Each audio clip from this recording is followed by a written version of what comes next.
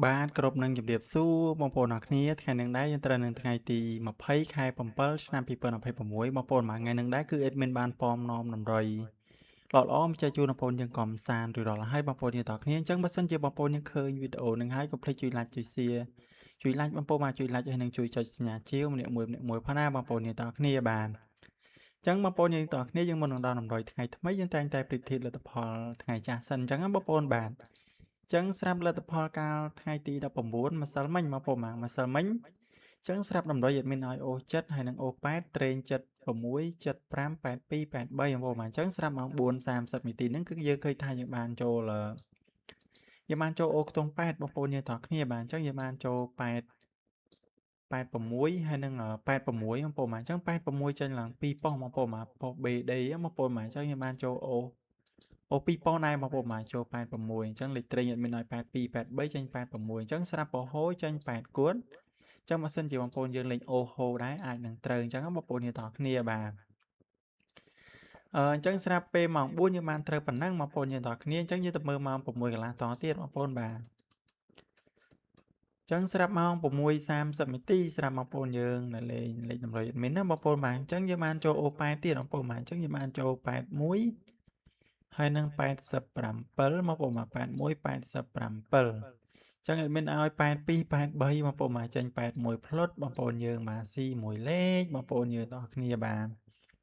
បើនិយាយទៅលេខកន្លះត្រូវបងប្អូនយើងទាំងអស់គ្នាបាទស៊ីមួយលេខចឹងស្រាប់ខ្ទង់ចិត្តបងប្អូនមកខ្ទង់ចិត្តយើងដូចជាអត់មានក្បែរដែរបងប្អូនទាំងអស់គ្នាបាទអត់មានចេញខ្ទង់ចិត្តបងប្អូនមកអញ្ចឹង75ចេញ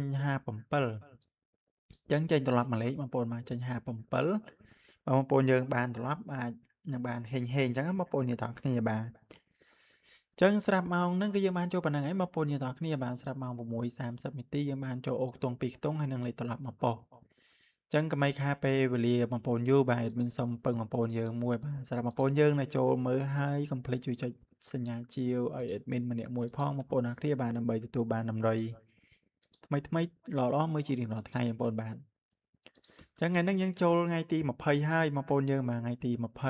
20ចឹងស្រាប់លេខថ្ងៃហ្នឹងគឺអេដមីនឲ្យបងប្អូនយើងយកទៅផ្សងសំណាងលេខយើងមាន37ហើយនឹង33 37 33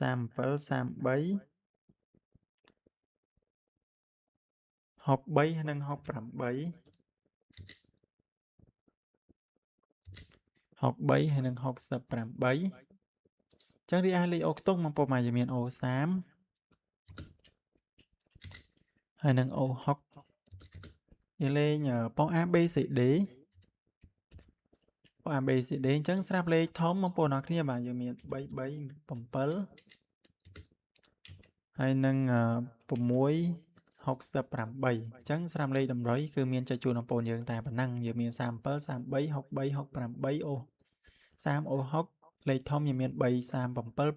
68ចឹងបើសិនជាបងប្អូនយើងឆ្លាញ់ពេញចិត្តបងប្អូនអាចយកទៅផ្សងសំណាងបានអញ្ចឹងបងប្អូនយើងតគ្នាបាទអញ្ចឹងជូនពរហេងទាំងអស់គ្នានៅក្នុងថ្ងៃទី20អញ្ចឹងគ្រប់លាបងប្អូនយើងតែប៉ុណ្ណឹងបាទបាយបាយ